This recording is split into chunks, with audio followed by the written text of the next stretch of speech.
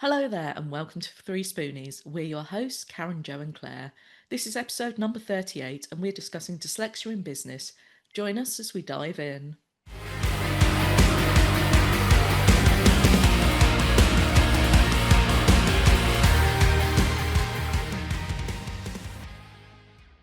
Running a business can feel like pushing a boulder uphill some days, but you don't have to do it alone. I'm Sheena Wyatt, and through my one-to-one coaching, I help business owners like you make confident decisions, get focused, and take back control of your time and energy. It's practical, it's strategic, and it works. Book your free mission strategy call, and let's figure out your best next step. Head to heroes.kapowme.com/free-strategy-call. Hello, I'm Karen from Pony Pony Pony. And I'm Jo from Bright Cat Business Solutions.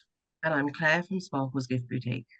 And together we're 3Spoonies navigating our way through life and work with not enough spoons.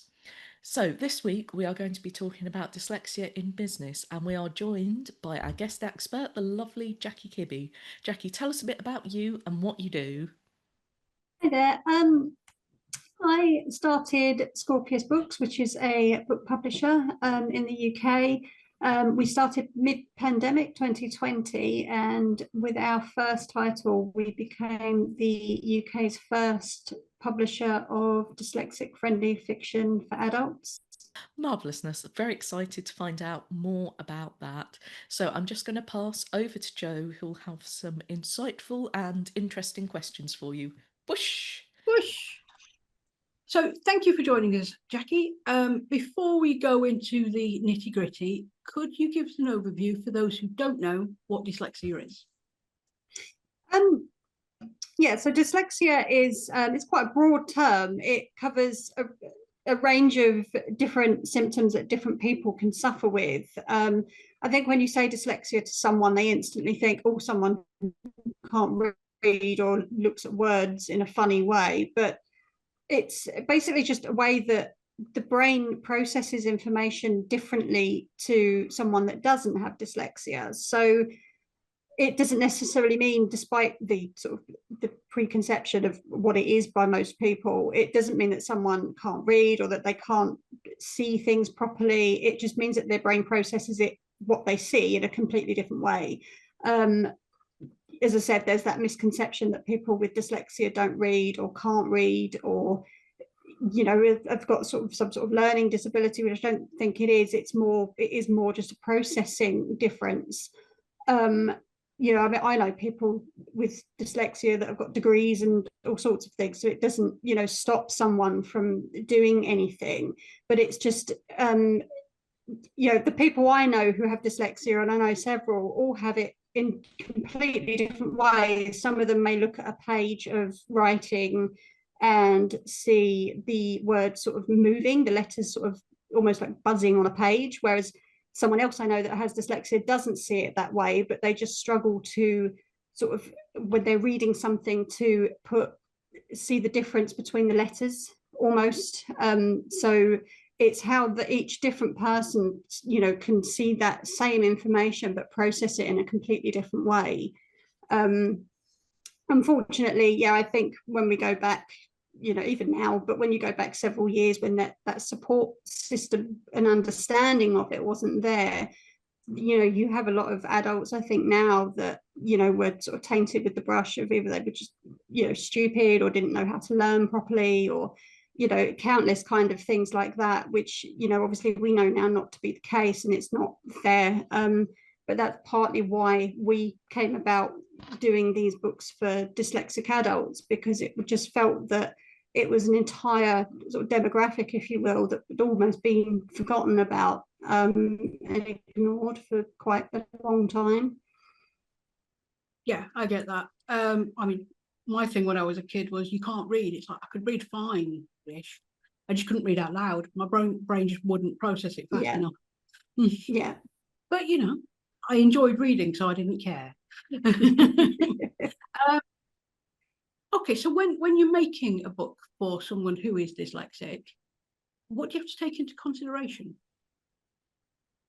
It was quite I wouldn't say a long process, but we talked, but when we was developing the idea, we talked to a wide range of people, from associations to actual people with dyslexia. I mean, my other half has dyslexia, so I sort of had the, you know, the in-house help, if you like. But it's basically that with our books, the way that they're produced is that we use a larger font to begin with, and a more dyslexic friendly font, so that it's one that doesn't have all the twirls and everything. You know, it's just bog standard lettering that's easier to look at anyway. But then with that, we also then go through each page. Everything is laid out much better on the page. Everything's spaced out a lot more.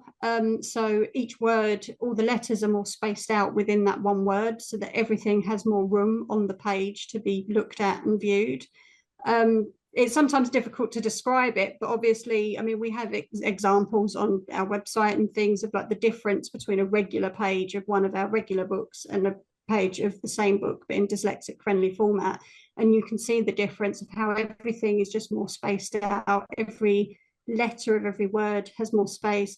Every line on the page is more spaced out. So we've like one paragraph will be take up a lot more space on the page than it would in a regular book. We tend to use left justification, so nothing, where with a regular paperback, everything is fully justified. With a dyslexic book, we don't do that because it throws the spacing out, which makes it even worse. So we use left justification, which helps everything sit right on the page. And then also we even down to our covers, of the blurb and everything on the back is formatted in the same way, so that someone with dyslexia can actually view what the book is about, rather than struggling with that, even though the book's catered inside to them. So yeah, everything, you know, we do is sort of, we try to take in, we work with feedback. You know, our first book that we first released, we've made changes to the later ones that we've released through things, you know. Our first one we released was pretty much exactly the same as the regular version, just in a dyslexic friendly format, but it still had things like running titles at the top of the page, like a lot of paperbacks do. But with our dyslexic ones, we've taken that out to allow everything to space out better on the page, and, you know, it not look too confusing with random words at the top and things like that. So yeah, it's always a work in progress. We don't edit the books in any way. We don't believe in, you know, sort of taking words out or anything like that. We didn't want to be seen to be dictating to people what they can and can't read. It was just a case of, we believed that a book that anyone else can pick up should be enjoyed by someone who may just process that information in a different way. So all of our books are exactly the same for both versions, just one is more accessible. Yeah, I like that. It's like you can read it. You just need to be. It just needs to be in a format that you can read. Yeah, yeah. I mean, what we didn't understand when we were, I mean, I discovered that there wasn't anything by accident, because, as I said, my other half is dyslexic but does love to read, you know, but he struggles with regular trade books because, for that reason, it's all squashed on a page and some of it's quite small, and, you know, he just struggled. So it would take him so long to read a regular book. So I thought one day, oh, I'll get him I knew dyslexic versions existed for children, and stupidly assumed they did for adults too. And thought, oh, I'll get him a version of, you know, his book in a dyslexic friendly format. And of course then discovered there wasn't anything. Dug a bit more, and then that's when we sort of started to realize that there was nothing at all. And in speaking with associations and booksellers and things like that, we then discovered that there was a market for it, just no one was bothering to do it. So that was where we decided, right, well, if no one else is, we will. And yeah, the feedback we've had has been brilliant, but it is a work in progress. Obviously, there's no one size fits all, because everyone with dyslexia, again, can suffer with it in a slightly different way to other people. But, you know, obviously, if it can at least help the majority of people enjoy, you know, stories like everyone else, then, you know, hopefully it means we've done our job. I'm surprised that they stop it after your children. Do you find it's more of a thing, or people think once you're an adult you grow out of it, or it's just Yeah. you've got your coping mechanisms and you're fine? Yeah, maybe it definitely seemed that way when I was sort of looking into it before Scorpius started. That definitely seemed to almost sort of, although it wasn't verbalized, that kind of seemed to be the attitude, well, there's all these books for children, there's some for teenagers, and then after that there was nothing. And it was that kind of almost silent, well, maybe you've grown out of it by then, which of course you don't. And it was just that it was a shame, because obviously it's brilliant that because there are, a couple of publishers that specialize in dyslexic friendly books for children. And that's brilliant, obviously, in, helping them find that love of reading where that wasn't there, years ago. It definitely wasn't when I was at school. And, it's brilliant that generation of, to get them that love of reading is there. But then it was a shame that they'd get beyond their teen years and then almost be left, well, now you've got to struggle with regular books regardless, because there's nothing there for you. So that's kind of, sort of what, I mean, we've spoken to, I did not long after starting, actually, which was a bit nerve-wracking. I got invited to speak at a industry conference, sort of in front of members of like the big 5 publishers and things, to sort of speak out and say, you should be doing more. You're the ones with the big authors and the access to numerous bookshops and things, and they should be doing more to, sort of promote this, really, to get this noticed, because it shouldn't be something that's a niche, really. It's something that should be there regardless. Yeah, I'd agree with that. But you think, look, there's a whole audience that you're not catering to. It's money. But I suppose if people go, oh no, you've grown out of it, or you've learned to deal with it, and it's like, yeah, but you could make someone's life so much easier. Yeah. You said several people with dyslexia. Do you know how it affects people while they're running a business? I do, yeah. I know a couple of people that have dyslexia and run businesses. And again, it's 2 different sort of sides, really. One of them sort of seems to sail through it, although they have days when they have to kind of, they find they have to sort of take a step back some days and just, I think it's more sort of, when it's more sort of like the admin side of things. I think that they sort of, it's, some days they can sail through it, other times it can kind of almost seem like overwhelming, and they have to take a step back and deal with that, as they found their own coping mechanisms for it, but they do, they're honest enough about it. And yeah, but I know someone else as well who runs their business and is dyslexic, and they've sort of built their business around being dyslexic, so that they know what their strengths are, they know what, not so much their weaknesses, but they know what their limits are and what they can and can't do within, that makes it sound really bad, but no, it's sort of more a case of they know what they can sort of do for any one day, if that makes sense, so that if they feel they need to sort of take a different angle because, that's an issue at the moment, I can take a step back. But yeah, I mean, I don't think in any way, I've never considered, because I've known these people for a long time, I've never considered that to be any sort of stumbling block to their successes, really. I think it more, if anything, I think they've used it as a strength to push through, despite that kind of negativity, because they're all of a certain age. Despite that sort of negativity when they were growing up of what dyslexia is, they've pushed through and sort of, sort of still fighting sort of that sort of for change almost, in that view that, it doesn't impact your life, in terms of success and things like that.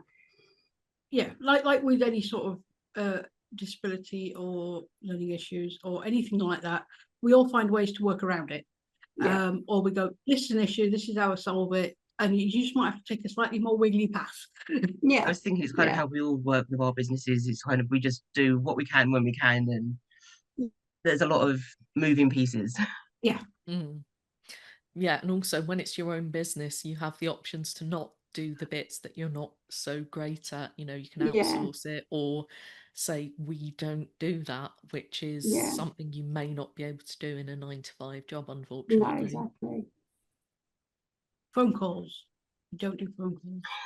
We don't like phone calls. People keep asking, but we don't do phone calls.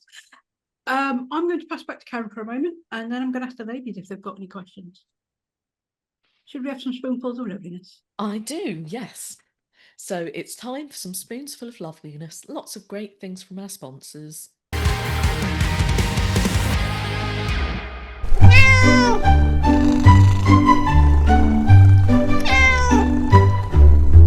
At Green Cat Books, in addition to our 66 authors, we love to help other authors. We have over 120 books of our own, and we also sell other authors' books, including self-help and children's ebooks. As fellow Spoonies, we know how important taking a break to rest is, so why not sit down with one of our books and relax? greencatbooks.com. Create your legacy.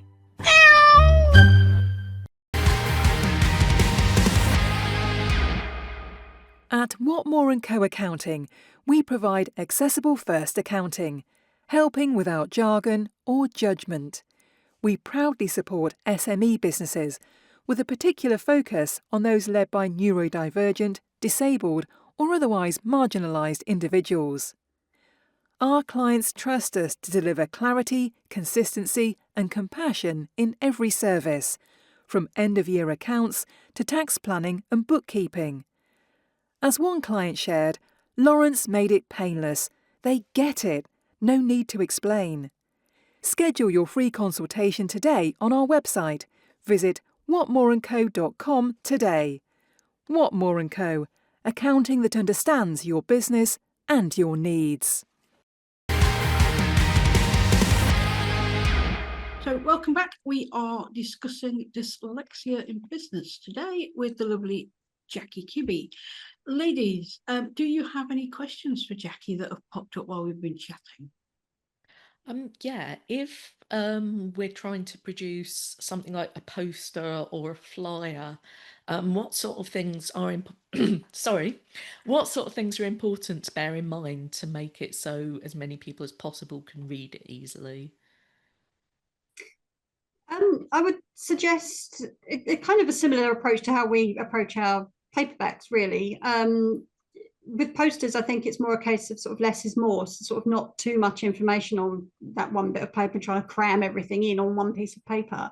But again, to use a correct sort of a dyslexic friendly font, and there's quite a few of them, you know, that just a simpler sort of sans serif fonts, really. So there's plenty of them, but to use something like that because it's easier deciphered by everyone in that case.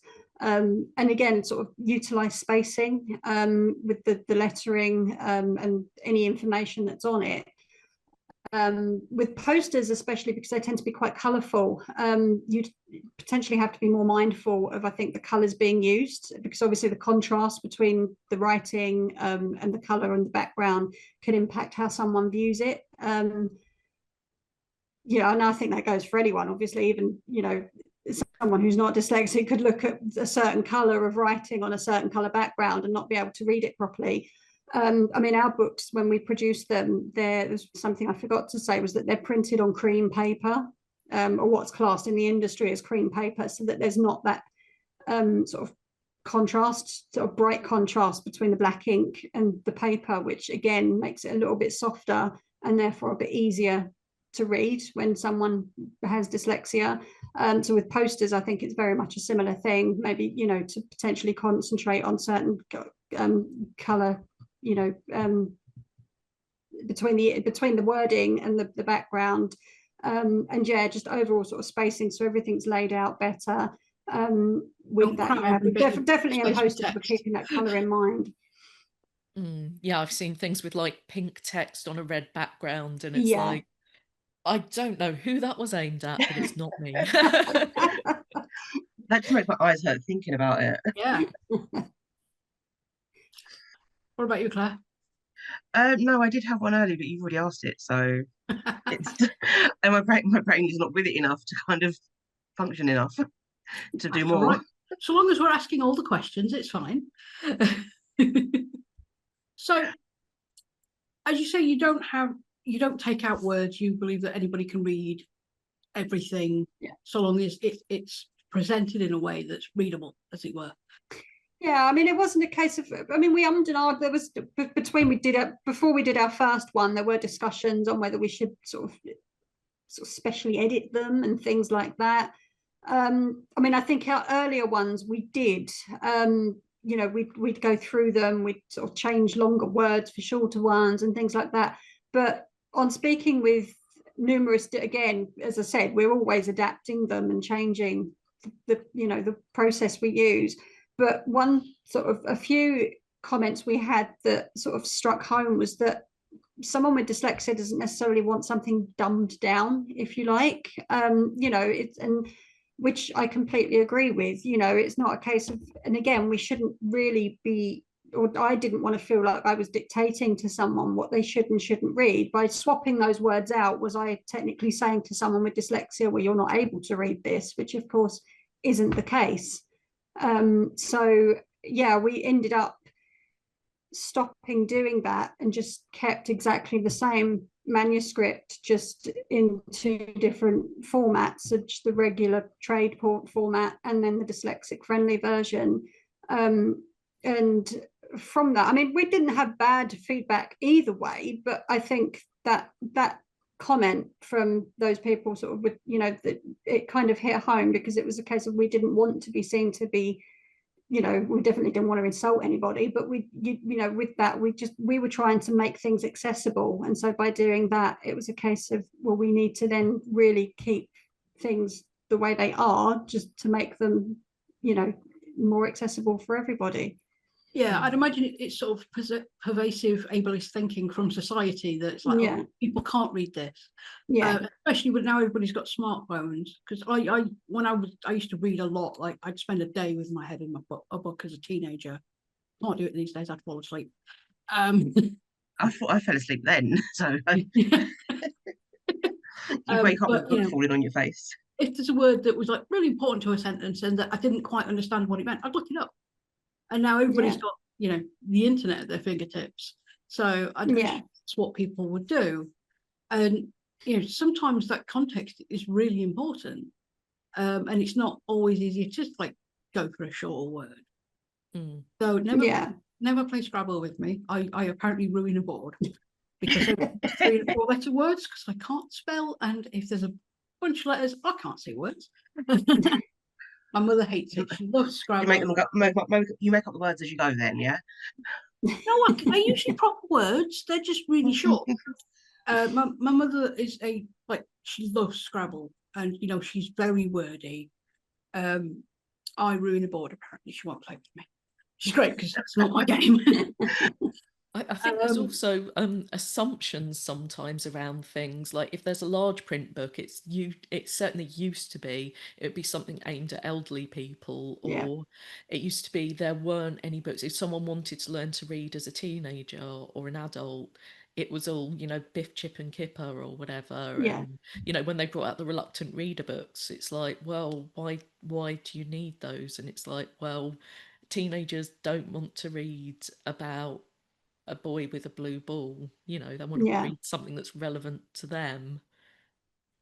Yeah, no, absolutely. I mean, again, that was kind of what surprised me the most, I think, when I discovered there wasn't anything aimed at adults, for dyslexic adults, because it was, to me, it was kind of, well, what are you trying to say? You know, as an industry, we were trying to almost then back up this theory that, well, dyslexic people don't read, even though they were kind of arguing that with the children's ones. And then likewise, it was a case of, well, were you then sort of saying that, well, even if someone with dyslexia as an adult does want to read, they've got to read a teenager's book or something, you know, way below their age, just because it's accessible to them. But yeah, that's why we've sort of, you know, I mean, we've got a lot of different stuff out at the moment, and we've got a lot of different stuff coming over the next sort of year or so, you know, different genres, different you know, all different stuff to aim at different people, and hopefully that, you know, there's something, eventually we'll have something for everybody, but just in a more accessible way. I mean, we did a book fair last year, and you know, it was that in itself was great because it was aimed at readers, whereas a lot of the book fairs are more industry based. This one was more to do with authors and readers. So we had a lot of people, different people coming up to us, and then we had our books out so they could see the difference and they could look at them and, you know, see what we were trying to achieve. And the feedback then was brilliant, even from people that weren't dyslexic. I mean, we had some people come up to us. One young lady came up to us and said that although she wasn't dyslexic herself, she had a relative who, I can't remember what it was, but they had something where they were slowly losing their eyesight and they were becoming visually impaired. And she looked at our dyslexic books and said that that would be great for them because, you know, not because just because it was bigger text, but because it was all spaced out. So it would make it easier for someone with visual impairment to be able to read it better. And then that made us realize that we weren't just doing these for although we are sort of saying they're for dyslexic readers, but it just goes to show that those small changes to, you know, it's just a regular book, but those small formatting changes can make a big difference to quite a lot of people, even if it wasn't who we were aiming at in the first place. Yeah, it's making it accessible for one demographic, but it also then makes it accessible for more, and probably normal readers, to be fair. Yeah. I mean, we've had a lot of people actually say to us that even though they're not dyslexic, they've got no visual issues, they actually still find it better to read it because for that reason, because it's more spaced and everything's got more room. They're not sort of squinting at the page and trying to just, you know, read it. I mean, I pick up some books and really struggle sometimes just because of the way everything's crowded. And I get, from a publishing perspective, I get it that, you know, the more words you can cram on a page, the less pages you use, and therefore, you know, your print costs are reduced. I do understand that, but at the same time, it's, you know, you're essentially making it difficult for everyone to read those books, you know. So to even have people that don't have dyslexia come to us and say, well, actually, I prefer that, goes to show that I think sort of publishing needs to sort of maybe go back, you know, a few years rather than trying to go down this route of squeezing everything on and using the smallest font possible just to save a little bit of money. Yeah, I mean, capitalism's got a lot to answer for. Also snobbery, though. I know there's definitely sort of an element of, oh, that's not a proper font, or I know someone who was putting out a poetry collection and was told, oh, you can't use sans serif for poetry. And it's like, yeah, but what if this is poetry that we want people to be able to read? And yes, I get the aesthetic thing, and, you know, but also if your ideas are worth putting out, I think they're worth being put out in a way that people can actually receive them. Yeah, absolutely. I mean, we don't, you know, with our I mean, the only stylist differences we've had with one of our books was with the trade version we used for the chapter pages, because it was a fantasy book. On the chapter pages of the trade version, we had artwork on the background of the first page of each chapter. But because of where it was black and white, we had to use white text. And obviously with the dyslexic-friendly version, we found that the feedback we got was that would make it more trickier to read. So we had to take that out of the dyslexic-friendly version. But all our others, anytime we've used like chapter title art and things like that, we've kept it the same across both editions. You know, it's just the font that's different. And I don't believe that, yeah, I understand, again, from a publisher perspective, I understand stylist choices and all that sort of thing. But when it comes to font, it's a case of, well, it makes it readable for people. So I don't understand why, you know, some publishers see that as a problem, but I do agree. It's kind of, yeah, it's very much a case of, well, this is how we want it to look, so that's how it needs to look, and without any thought of the people that are actually buying it and reading it. I think it's one of those industries, it's just kind of stayed the same.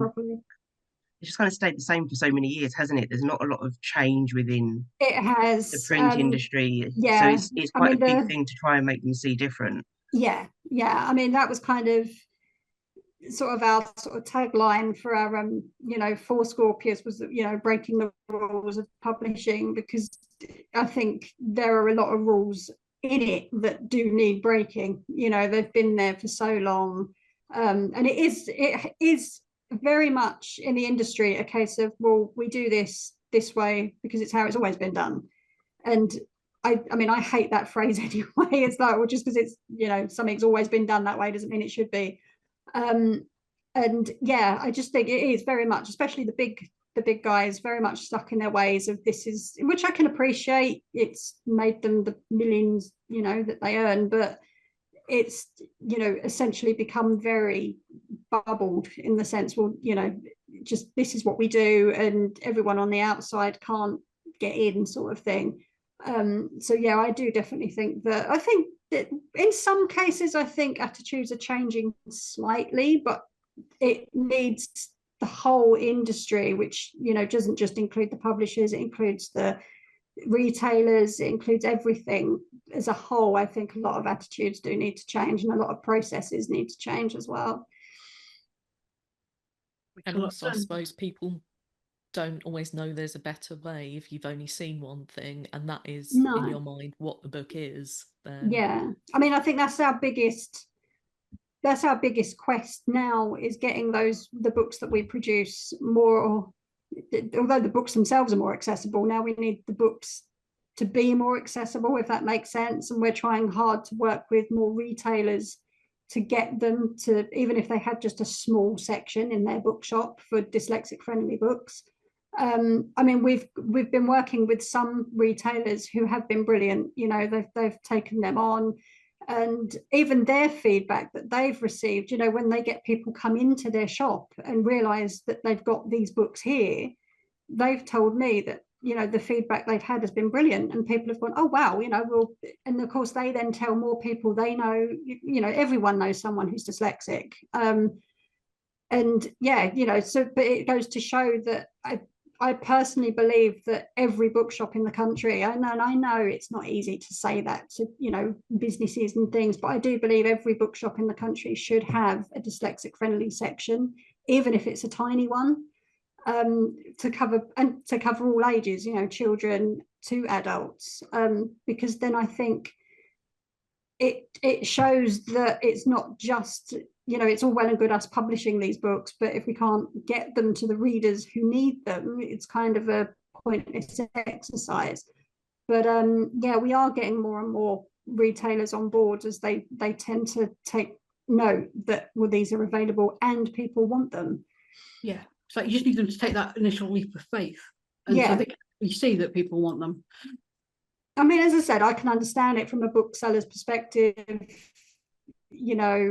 just the same way as it's hard for a small publisher anyway to get books into bookshops. I can appreciate it from the retailer's perspective, that they get the big names from the big publishers and they know they're going to sell, so they'd rather take a punt on something they know they can sell as to something they've got no clue about. But at the same time, it's about getting them to understand that, well, by having a section that's accessible to more people, you're essentially going to be getting more customers anyway, because you're going to be seen as the place everyone goes to get these books. Yeah, that makes a lot of sense. Plus, it's like, I assume that's why a lot of people self-publish these days, because getting into those shops hard. It is. I mean, it's hard for a publisher to get in, let alone self-published authors. I mean, prior to starting Scorpius, I've worked as a fiction editor for, lost track now, probably about 16, 17 years now. So, I sort of seen it from both sides of the fence. And I did work a lot with self-published authors. Excuse me. And yeah, that's probably the biggest issue they have. It's easy enough for them to publish books now with sort of Amazon and everything else, but it is getting them sold and getting them into bookshops, and it is hard. And as I said, from a business perspective, I can understand it, but at the same time, it does then sort of almost shut off a lot of people, because I did meet again, when I was researching for the dyslexic side of things, I did meet several self-publishers who publish their books as dyslexic friendly, because they've got a relative who's dyslexic and they wanted that relative to be able to read their books.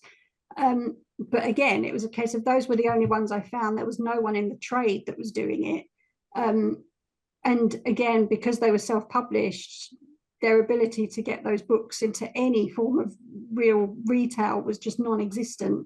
So again, people still didn't know that they existed, other than their small sort of following they'd managed to build up themselves. Yeah, there's no clout there if you haven't got the connections. It's with everything, it's all about the connections. Right, I am going to pass back to Karen with a little bit of a whoosh. Yes, well, thank you for that. It's been really helpful. I think it's given us a very different perspective and potentially some ideas coming forwards. So, Jacqui, is there anything you'd like to plug or promote? Anything exciting that's coming up for you? Well, I mean, all of our books, we tend to look at all of our books as amazing. Each of our authors are brilliant. Which is probably one of the nicest things, really, is that all our authors that we take on are so supportive of the dyslexic angle, and are very much sort of on board with spreading the word. Probably one of the biggest bits of news we've had last year, but it's happening at the end of this month, is that we will be publishing our first big named author in dyslexic friendly format, which is The Rats by James Herbert. Yeah, that was probably our biggest win as a small publisher. And yeah, we hope that, again, even just now, we've seen a huge increase in attention for that, just because it's a big named author. So we hope that will go on to sort of, open more doors and push through for the rest of our dyslexic friendly books. But yeah, that comes out at the end of May. And then we've got lots more in the pipeline for the rest of the year. Absolute marvellousness. So if you're interested in that, do check out the website. So thank you for joining us for 3Spoonies on Dyslexia in Business. We'd love to know your thoughts in the comments, and don't forget to subscribe for our weekly podcast and leave us a lovely review. You can also buy us a coffee if you like what we do. All the links will be in the show notes, so you can have a look at that lovely website. We'll see you next week for community questions. Have a great day and keep track of your spoons.